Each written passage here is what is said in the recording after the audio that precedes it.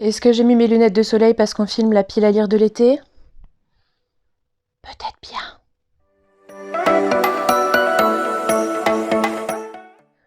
Bon, évidemment, j'ai pas gardé mes lunettes de soleil, parce que c'est pas nécessaire, et en plus, avec le temps qu'il fait dehors, au final, je voyais rien du tout, parce que voilà, c'est très orageux. Si vous entendez le tonnerre, bah, c'est l'orage, voilà, et la lumière est horrible. Donc là, j'ai ma lumière naturelle, mais qui s'assombrit, qui revient, voilà, bref, et là j'ai la ring light, mais en fait tous les détails techniques on s'en fiche un peu. Bref, on y va pour la pile à lire de l'été. Elle est pas très fournie, parce qu'en fait j'ai une lecture commune avec ma sœur, vous verrez, en fait je vais peut-être commencer par la lecture commune, comme ça c'est fait.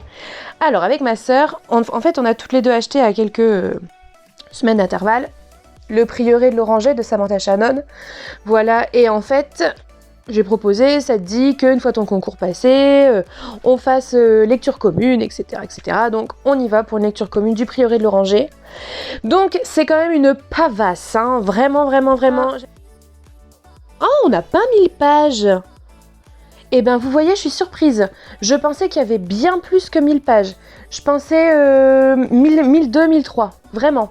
Je suis en train de regarder par rapport à là-bas Outlander, le tome 2, qui faisait 971 pages, je crois, qui est plus fin que ça.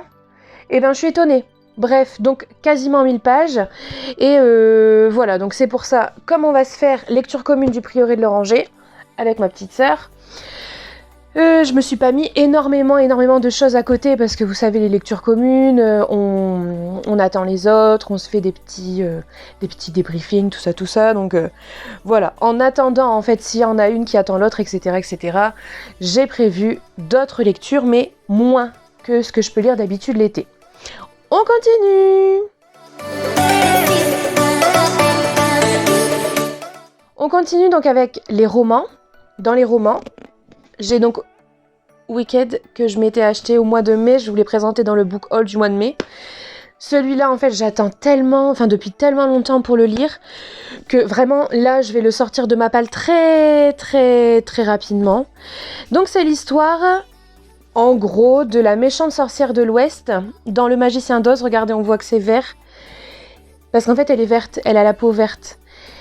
Et donc c'est pourquoi est-ce qu'elle est devenue entre guillemets méchante, et donc sa vie jusqu'au moment où elle se fait tuer par Dorothy à la fin du Magicien d'Oz. Voilà, donc j'ai vraiment hâte de le lire celui-là. Ensuite, 200 d'écume et de glace d'Alexiane de Lys. Donc on va suivre une jeune fille qui s'appelle Perséphone, qui va passer son été chez une tante, c'est ça, je sais plus si c'était chez une tante ou chez sa grand-mère, bref, chez une tante excentrique, dans le Finistère. Elle va passer son été là-bas, ça l'enchante pas trop. Elle est atteinte d'une maladie qui l'affaiblit de plus en plus. Et elle est attirée, bizarrement, par l'océan. Donc ça se passe dans le Finistère. Et voilà, donc peut-être va y avoir des sirènes en fait. Peut-être. Après, vu la couverture, vous voyez, ça fait très très sirène. Voilà. Ah, il est vraiment joli celui-là. Hein. Et voilà, j'ai entendu des avis mitigés dessus, mais je vais le lire pour l'été, parce qu'en plus, comme ça se passe dans le Finistère, que je pars en Bretagne, je fais des raccourcis scandaleux, je sais. Mais voilà, au bord de l'eau, et puis elle passe son été, etc. Donc ça fait très vacances, donc je vais lire ça pendant les vacances. On continue avec Lady Rose. Je le mets quelque part ici, de M.C. Beaton. Donc M.C. Beaton, c'est l'autrice de la série Agatha Raisin. Si vous ne connaissez pas Agatha Raisin, allez-y, c'est truculent. Dans le résumé, je crois que c'est marqué Miss Marple des temps modernes, mais qui fume, qui boit, enfin bref, voilà, c'est un peu exagéré de résumer comme ça, mais c'est vraiment trop bien, j'adore Agatha Raisin. Et donc, Lady Rose, c'est une autre de ces séries qui se passe, si je me trompe pas, à l'époque édouardienne. Pareil, c'est du cozy mystery aussi, mais à l'époque édouardienne. Alors, il m'en fallait pas plus, évidemment, pour m'attirer. Donc, j'ai vraiment hâte de lire donc ce premier tome qui s'appelle Meurtre et séduction. J'ai trop hâte. On continue avec Le petit défaut de Lady Rotherham, voilà, qui est une romance Regency, de Mary Balogh. Je suis pas sûre de la prononciation. Vous m'aidez dans les commentaires. Donc on suit le marquis de Kenwood, qui est un libertin, voilà, qui enchaîne les conquêtes. Et lors d'une soirée arrosée, ses amis vont parier... Ah bah voilà le soleil. Ses amis vont parier qu'il ne sera pas capable de séduire une jeune et ravissante veuve qui est aussi froide qu'un glaçon. Donc forcément, il va essayer de relever le défi. Mais si j'ai bien compris, ça va pas se passer comme prévu. Voilà. Petite romance légère, pour les vacances, c'est très bien. Voilà pour ce petit roman. Et on continue avec des mangas. Voilà, j'allais dire des graphiques, mais finalement il n'y a que des mangas, donc voilà.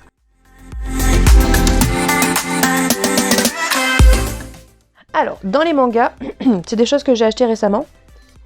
J'ai acheté Spy Family, le tome 1.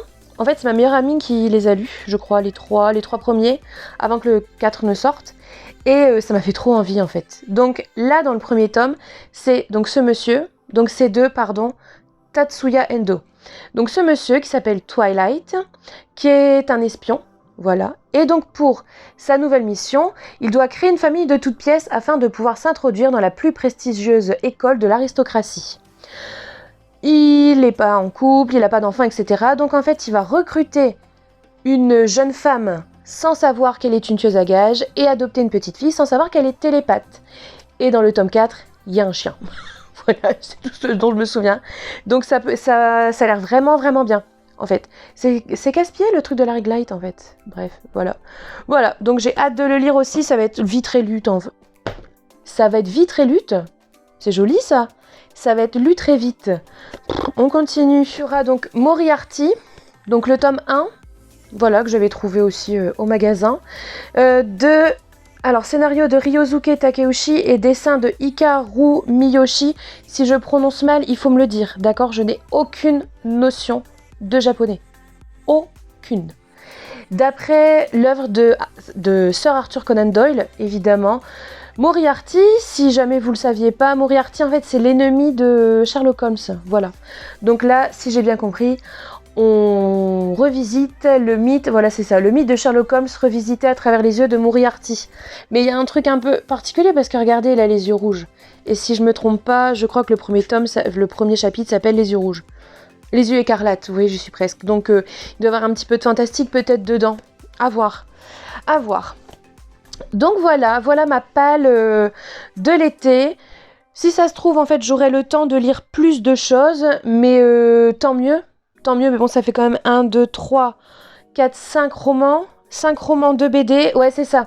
Si j'ai le temps, j'aimerais lire le premier tome de Sandman, de Neil Gaiman, parce que j'ai reçu le deuxième tome aussi récemment, et voilà, je voudrais avancer un petit peu là-dessus avant que sorte la série Netflix. Voilà, c'est pas tout de suite, mais quand même, ils font un peu plus de 500 pages chacun, et il y a 7 tomes, donc voilà. Et bien voilà, et vous, dites-moi dans les commentaires. Abonnez-vous, tout ça. Dites-moi dans les commentaires ce que vous avez prévu de lire pour l'été, si vous êtes lancé des petits défis, etc. Et si vous partez en vacances, dites-moi où, ce que vous avez prévu de visiter, etc., etc. Voilà, ça peut être cool. Moi, je vais en Bretagne. Voilà, si ça peut vous intéresser. Eh bien, écoutez, je vous souhaite une bonne journée, comme d'habitude, une bonne journée, une bonne soirée, une bonne nuit, une bonne vie. Soyez heureux, vivez content. Et puis, à la semaine prochaine!